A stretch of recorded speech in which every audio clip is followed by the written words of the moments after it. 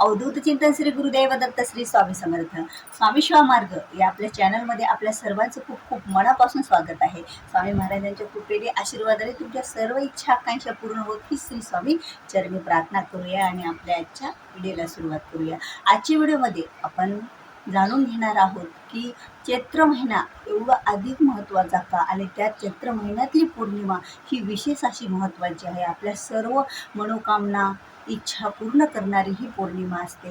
कारण बघा, ही पौर्णिमा आहे नवीन वर्षाच्या म्हणजे मराठी नवीन वर्षाच्या सुरुवातीची पहिली पौर्णिमा, नवीन वर्षाची पहिली पौर्णिमा चैत्र महिन्यातली ही पौर्णिमा। आणि त्याचबरोबर चैत्र महिन्याच्या सुरुवातीला म्हणजे पहिल्या दिवसापासूनच जे आपलं नवरात्री लागलं आणि त्या नवरात्रीचा शेवट सुद्धा पौर्णिमेनं होत असतो। त्यामुळे या पौर्णिमेला विशेष असं एक महत्त्व प्राप्त झालेलं आहे। मग तुम्हाला जर पौर्णिमेला सुरुवात करायची असेल, बघा अद्याप कोणी पौर्णिमा व्रत करत नसतील, असे बरेच सेवेकरी आहेत की त्यांनी अद्याप पौर्णिमा व्रत सुरुवात केलेलीच नाही किंवा त्यांनी सुरूच केलेलं नाही, त्यांना त्यांचं महत्त्वच माहीत नाही।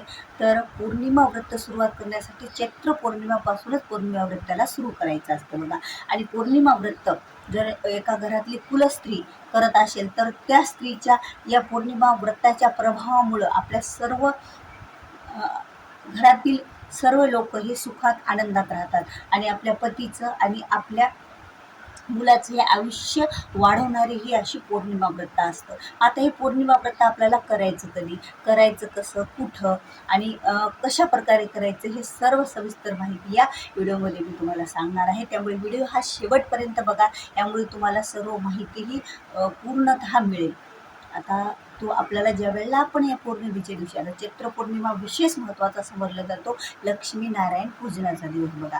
कारण लक्ष्मीनारायणाला प्रसन्न करून घेण्यासाठी जेवढा पौर्णिमेचा दिवस महत्त्वाचा आहे, तेवढाच आपल्याला त्या दिवशी चंद्रबळ आपल्याला मिळण्यासाठी आणि चंद्राचं सुद्धा आशीर्वाद आपल्या जीवनात खूप असा महत्त्वाचा असतो बघा। तुम्ही ज्या वेळेला कुंडली बघता त्यावेळेला कुंडलीमध्ये असं सांगितलं जातं की चंद्रबळ तुमचं कमी आहे। मग चंद्रबळ वाढवण्यासाठी आपल्याला वेगवेगळ्या प्रकारे उपाय सांगितले जातात। पण ज्या वेळेला आपण आपल्या घरात पौर्णिमा व्रत सुरू राहते त्यावेळेला वेगळं असं काही करण्याची गरज पडत नाही आपल्याला चंद्रबळासाठी। आणि असे काही आपले संतान असतात म्हणजे आपले लेकरं असतात की मुलगा असो मुलगी असो वाईट संगतीला वाईट मार्गाला जर गेलेले असतील तर आपण असं समजून घ्यायचं की आपलं चंद्रबळ तिथे त्यांना कमी पडत आहे, चंद्राची कृपा आशीर्वाद हे आपल्याला कमी पडत आहेत। मग ह्या चंद्राचे कृपा आशीर्वाद मिळण्यासाठी पौर्णिमा एवढं व्रत दुसरं कोणतंही मोठं नाही बघा। ज्या वेळेला समुद्र मंथन झालं होतं त्यावेळेला समुद्र मंथन सुद्धा थांबवलं होतं की पूर्ण चंद्र निघेपर्यंत चंद्राच्या प्रकाशातच समुद्र मंथन हे झालं होतं। कारण चंद्राच्या साक्षीनं जेवढं काही सेवा उपासना केल्या जातात त्या सर्व सफल होत असतात। हे देवी देवतांनी सुद्धा पाळलेलं आहे। तर आपण तर मानव आहेत आणि आपल्यासाठी ही पौर्णिमा एक वरदान स्वरूपाचं व्रत आहे।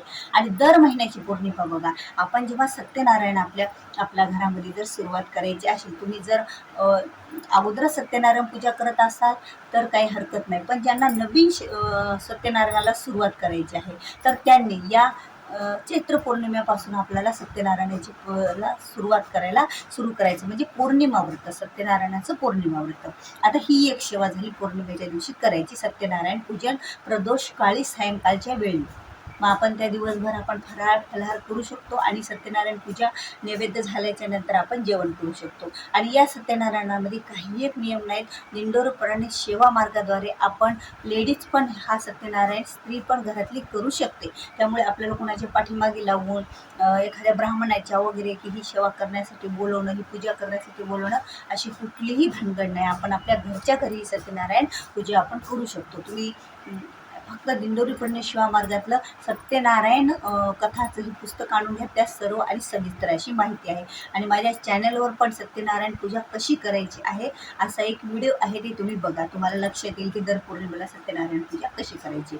आता सत्यनारायण पूजा एक झाली आपल्या घरी म्हणजे आपल्या पौर्णिमेच्या व्रतामध्ये। आता दुसरी काय करायचं आहे आपल्याला, तर त्या दिवशी सत्यनारायणासाठी किंवा आपल्या घरामध्ये आपण अनेक गोड नैवेद्य करत असलो तरीही पण त्या दिवशी आवर्जून आवर्जून आपल्याला दुधाचा एखादा पदार्थ करायचा, वाटल्यास आपल्या घरी खीर बनवायची किंवा बासुंदी बनवायची, कुठलाही दुधाचा एखादा पदार्थ करायचा. कारण दुधाचा पदार्थ त्या दिवशी खूप असा पावन असतो हा नैवेद्य, आणि हा नैवेद्य सर्व देव भक्षण करत असतात. त्यामुळे या दिवशी आपल्याला दुधाचाच नैवेद्य करायचा आहे. जरी तुम्ही दुसऱ्या 5 जरी पक्वानं केली असतील त्या दिवशी, तुमच्या घरी पंचपक्वान्नाचा नैवेद्य झाला असेल, पण त्यात जर दुधाचा पदार्थ नसेल तर तुम्हाला आवर्जून दुधाचा पदार्थ करावा लागतो. बघा, ज्यावेळेला आपण एखाद्या पूजेला बसतो त्यावेळेला आपण पंचामृत घेतो किंवा दूध साखरेचा नैवेद्य घेत असतो का, तर दुधाशिवाय पूजा ह्या अपूर्ण राहत असतात.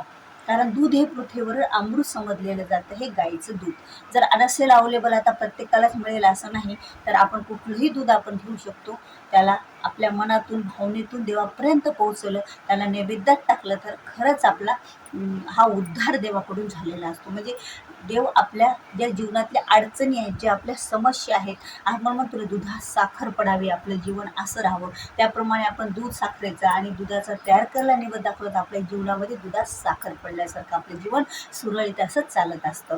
तर याप्रमाणे आपल्याला ती एक सेवा करायची आहे. आणि लक्ष्मीनारायणाची मुख्य सेवा बघा, जर तुमच्या घरामध्ये आता सत्यनारायणाचं पूजन होणारच आहे, त्यामुळे ती विष्णूची पूजा आपल्याकडे होतच आहे, पण लक्ष्मीची पूजा जर तुमच्याकडे श्रीयंत्र असेल तर श्रीयंत्रवर आवर्जून त्या दिवशी आपण कुंकुमार्चन ही सेवा करायची आहे. बघा, कुंकुमार्चन सेवेमध्ये आपण श्रीसूक्त पठण करून कुंकुमार्चन करू शकतो, किंवा 99 मंत्र म्हणून कुंकुमार्चन करू शकतो, किंवा एखादा लक्ष्मीचा तुमच्या आवडीचा मंत्र म्हणून सुद्धा आपण कुंकुमार्चन सेवा करू शकतो. आणि हे कुंकू आपल्या स्त्रियांनी दररोज आपल्या कपाळी लावल्याच्या नंतर आपल्या सौभाग्यात तर वाढ होत असते आणि आपलं सर्व काही चांगलं होत असतं, आणि आपल्या घरात लक्ष्मी प्राप्ती पण होत असते. ही कुंकुम आरतीची सेवा न विसरता आपल्याला करायची आहे. याप्रमाणे आपल्याला त्या दिवशी पौर्णिमेच्या दिवशी अशा वेगवेगळ्या सेवा करायच्या आहेत. बघा, आता पौर्णिमेच्या दिवशी तर आपण सत्यनारायण पूजा ही एक महत्त्वाची सेवा करणार आहोत.